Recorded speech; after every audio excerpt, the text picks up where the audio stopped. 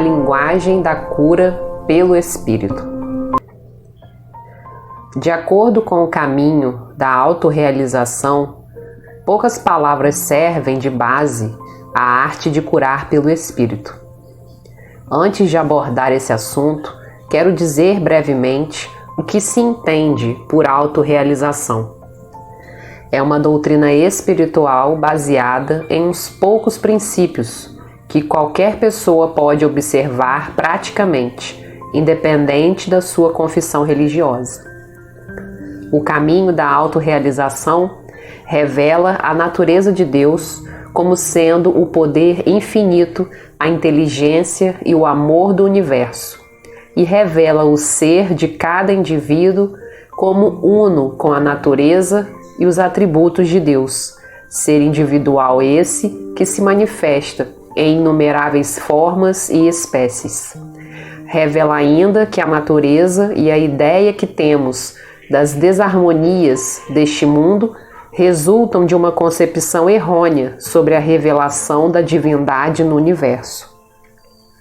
São estes os princípios universais, baseados na mensagem do Cristo, quando ensina que o homem pode realizar a sua unicidade com Deus mediante um contato consciente com Deus, o que o homem, assim realizado em Deus, pode trazer ao mundo harmonia, paz e integridade. A primeira e mais importante palavra neste processo de cura pelo Espírito é o pequeno vocábulo como, cuja compreensão exclui para sempre o conceito de dualidade. O Deus universal se revela como ser individual. Se isso é verdade, então não há Deus e o homem. Não há Deus mais tu. Por isto, não pode haver pessoa que se possa dirigir a Deus com alguma necessidade. Durante os anos em que eu dedicava o meu tempo exclusivamente à terapêutica espiritual, aprendi a não considerar os meus pacientes como seres humanos. Nem me dirigia a Deus para que eles recuperassem saúde. Eu via Deus em cada pessoa que me visitava. Eu via Deus como esse ser individual, e esta verdade criava harmonia. Esta verdade revelava a divindade do ser humano e do corpo deles, e esta revelação se tornou a pedra fundamental do edifício da autorrealização. Há somente Deus, que manifesta a sua infinita essência e sua natureza espiritual, como teu ser, como meu ser. Eu e o Pai somos um, não dois. Nesta unidade és tu tudo o que Deus é. Se compreenderes a ideia como que Deus se manifesta como teu ser individual, como o meu ser individual, então compreenderás que tudo que Deus é, tu também és. Meu filho, tu estás sempre comigo, e tudo que é meu é teu. Eu sou co-herdeiro com o Cristo de todos os tesouros do reino de Deus. Nada posso fazer de mim mesmo, mas em virtude da minha unidade com o Pai, eu sou tudo que Deus é. Onde quer que eu esteja, está o Pai dentro de mim. Por isto, onde quer que eu esteja, o Pai age dentro de mim. Deus que aparece como ser individual, Deus que se mostra como sendo tu, como eu, é este o caminho da autorrealização. É este o segredo da cura pelo Espírito. Esse tu ou eu não é um reflexo ou uma ideia separada, ou algo que fosse menos que Deus. Esse tu ou eu é Deus mesmo, feito manifesto. Deus Pai, que aqui na Terra aparece como um ser individual, unidade. É este o mistério. Depois de assimilares esta verdade, depois de viveres nela e a praticares, considerando cada homem, cada mulher, cada criança, cada planta e cada ser individual no mundo à luz do conhecimento, isto não é o que parece ser, isto é Deus que se manifesta como tal coisa. Então desenvolverás aquela consciência curativa que nunca enxerga o homem na sua humanidade, mas que logo entra em contato com a consciência espiritual dele. Acostumar-te-ás a não ver o homem segundo a sua aparência, mas o verás através dos seus olhos, para além dos seus olhos, na certeza de que lá está o Cristo de Deus. Fazendo isto, aprendes a prescindir da aparência externa, e em lugar de tentares curar alguém, ou restabelecer alguém, ou melhorar alguém, te tornarás verdadeiramente uma testemunha da sua natureza crística, da sua essencial identidade com o Cristo. Outra palavra não menos importante que o como é o verbo é. Se é verdade que Deus se revela como o ser individual de cada criatura, então a harmonia é a verdade sobre cada indivíduo. E com isto a palavra é se torna a palavra mestra na oração e no processo curativo. Então desistimos de querer curar alguém, desistimos de querer melhorar ou enriquecer alguém. Então vivemos constantemente na harmonia da consciência do é ou do eu sou. Se Deus é o teu ser, então Deus é a tua harmonia.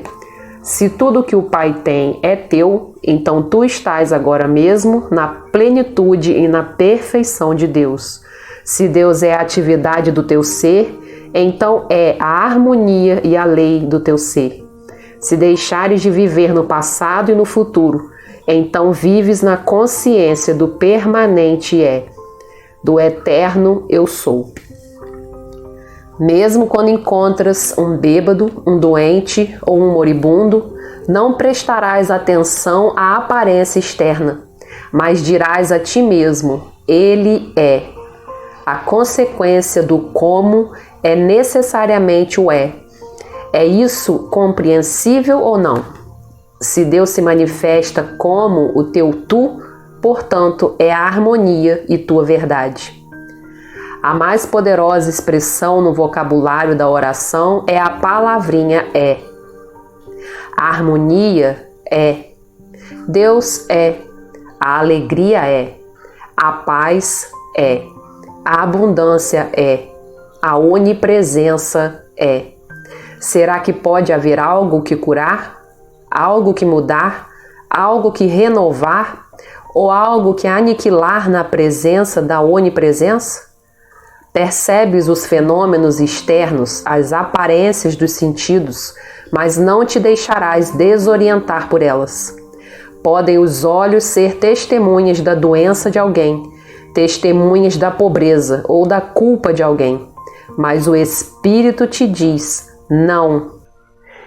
Isto é Deus em sua manifestação. Isto é a individuação de Deus, e por isto a harmonia é a verdade, independentemente do que meus olhos veem ou meus ouvidos ouvem. A cura espiritual supõe uma consciência altamente desenvolvida. É uma consciência capaz de penetrar as aparências e enxergar para além. É uma visão de dentro que nos dá a certeza desta verdade, mesmo quando os nossos olhos enxergam um ladrão ou um moribundo. Ninguém pode ser curador espiritual eficiente se não possuir a certeza: este é meu filho amado no qual me comprazo. É sem importância o testemunho dos sentidos externos. Algo no teu interior deve cantar, e o cântico que teu interior canta deve dizer: este é meu filho amado, no qual me comprazo. O eu no meu interior é poderoso. Palavras não resolvem este problema. Deve ser uma convicção interna, e esta só se adquire por meio de exercícios, pela compreensão e pela prática. sem falar da graça de Deus que reside no seu íntimo. Se fores capaz de ficar sentado à cabeceira de um doente moribundo, sem um vestígio de temor, porque uma voz canta no teu interior: este é meu filho amado, eu sou onipotente no meu interior, jamais te abandonarei nem te esquecerei. Então és um curador pelo Espírito. Isto supõe uma evolução que só se alcança por exercícios, até que desponte o dia em que esta voz fala de dentro, ou alguém recebe esta consciência pela graça de Deus como um presente. Entretanto, é difícil alcançar esta convicção, se não forem clarificadas certas circunstâncias que fazem parte da cura espiritual. Uma das mais importantes é a função da mente humana. Antigamente, nos primórdios das assim chamadas curas metafísicas, ensinava-se que o corpo estava sujeito à mente. Era uma ideia nova, tão provocante que o homem moderno começou a treinar neste sentido, controlando o corpo pela mente. Breve foi o tempo dos sucessos, e ainda em nossos dias alguns principiantes colhem certos resultados com esse método. O que há de ilusório nesta praxe é que seus adeptos se esquecem de que por detrás do pensamento está um pensador, e que este pensador não é nenhuma pessoa. O pensador é Deus, o Deus no homem, a alma humana. A mente humana é apenas um instrumento de percepção. Podemos sim perceber a verdade com a mente, mas a mente não é criadora. O próprio inventor não aure a sua invenção de dentro da sua mente. Ele percebe a existência de certas leis naturais que sempre existiram.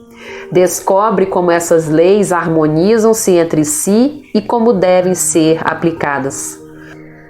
O reto uso da mente como instrumento de percepção faz dela não somente um poderoso instrumento, mas a sua faculdade cresce com o uso e faz eclodir novas forças.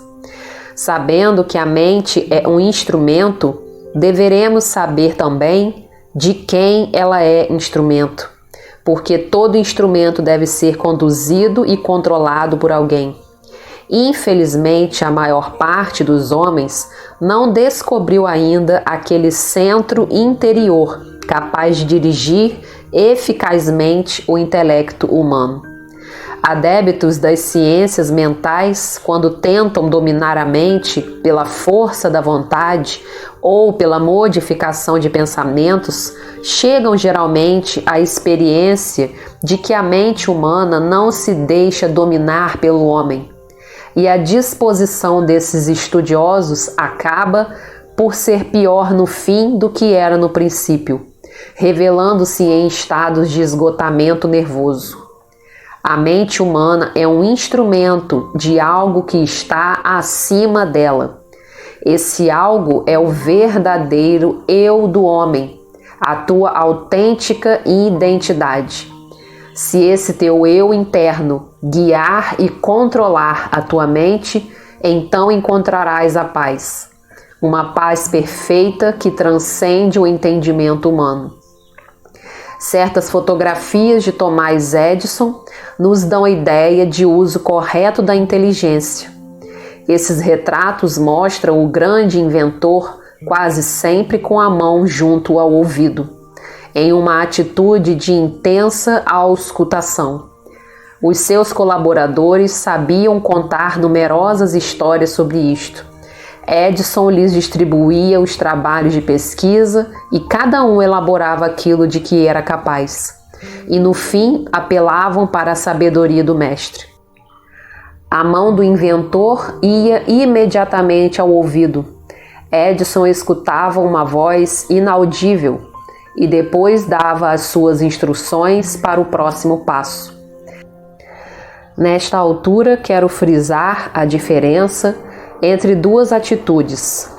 Uns tentam servir-se da mente como de uma força criadora. Outros servem-se dela como de um simples instrumento de percepção. Se eu trabalhasse no plano puramente mental dos pensamentos, fecharia os olhos e repetiria incessantemente a mim mesmo: teu corpo está sadio, teu corpo funciona normalmente, teu corpo reage a esta verdade que me é consciente. E provavelmente o resultado desse exercício mental seria um certo alívio benéfico do mal. Com efeito, nos primeiros tempos dessas terapias metafísicas, houve uma onda de resultados admiráveis. Na realidade, porém, os curadores não haviam atingido a verdade plena, quando cuidavam que a mente pudesse curar o corpo humano, próprio ou alheio. Era uma das etapas intermediárias, certamente superior àquele outro estágio em que o homem considerava o corpo material como fonte e origem da vida. Do ponto de vista da cura espiritual e da vida espiritual, o processo é bem diferente. Das alturas dessa perspectiva, é Deus a alma, a vida e a lei única de todos os seres. A mente humana é um instrumento e o corpo é a sua forma manifestativa externa. Quem trabalha neste plano e recebe o grito de socorro de um doente, fecha os olhos e não pensa pensamento algum. Não reflete o que o doente deva comer ou beber, ou como deveria ser a sua saúde. O curador espiritual senta-se tranquilamente, na consciência de que a sua mente é um vaso receptivo. Receptivo para receber o quê? Para receber em si aquela voz suave e silenciosa, que se chama Deus e que é a alma dentro do homem. Não discorre sobre coisa alguma, assume simplesmente uma atitude de auscultação. Então se fará ouvir aquela voz suave e silenciosa, e a terra degela. De dentro desse silêncio, em que tu fizeste quase um vácuo auscultativo, sempre vigilante, nunca dormente, nunca fatigado, nunca hesitante, sempre consciente e ativo, na expectativa da visita do Cristo, de dentro deste grande silêncio, de dentro deste infinito que é Deus, das profundezas da tua alma, o Deus em ti se fará ouvir uma voz ou surgirá um sentimento, uma vibração, uma libertação, uma certeza, indiferente o nome que lhes dê. E lá se foi a ilusão e nasceu a verdade.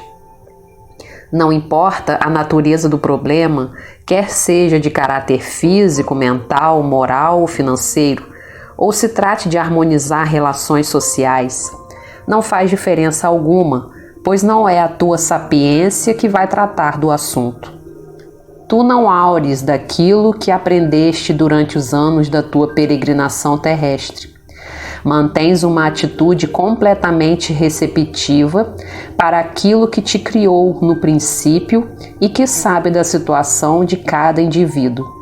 E se tu permitires que esse poder se manifeste, estará lá onde deves estar, sob a jurisdição de teu Pai Celeste, sob o domínio desse alguém que sabe das tuas necessidades antes que tu mesmo as conheças, desse alguém que se compraz em dar-te o reino. Faze da tua mente um simples instrumento de percepção.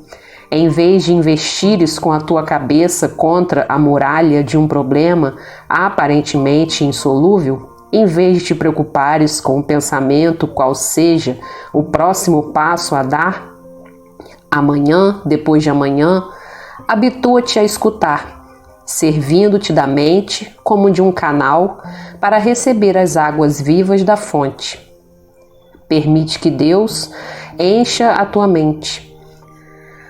Sê testemunha do Espírito Divino, que move, anima e penetra tanto a mente como o corpo. percebe através da tua mente a verdade de Deus e esta verdade realizará a obra. Não tu nem teus pensamentos. Não é a atividade da tua mente que libertará alguém. É a atuação da verdade que, através do canal da tua mente, libertará alguém dos seus males. Talvez já notaste que quando um nadador tenta manter o corpo na superfície da água, quanto mais agita os membros, mais vai afundando. O que ele deve fazer é manter-se em estado de calma, relaxamento, movendo vagarosamente pernas e braços e deslizando suavemente pela água. É esta a atitude do curador espiritual, uma calma e tranquila receptividade.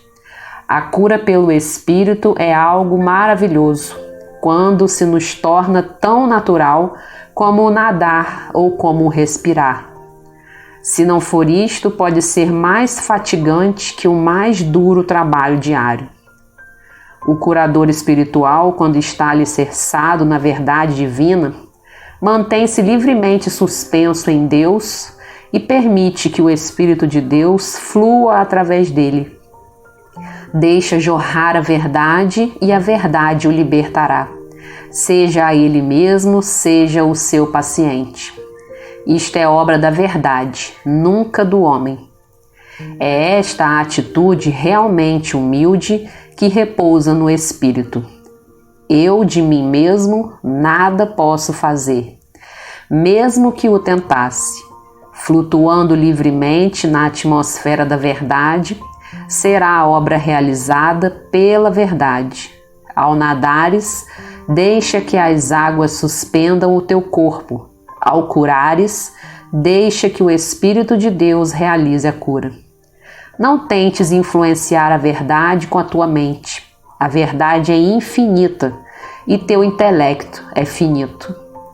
Não procures modificar a verdade infinita até que caiba dentro do recipiente da tua mente finita.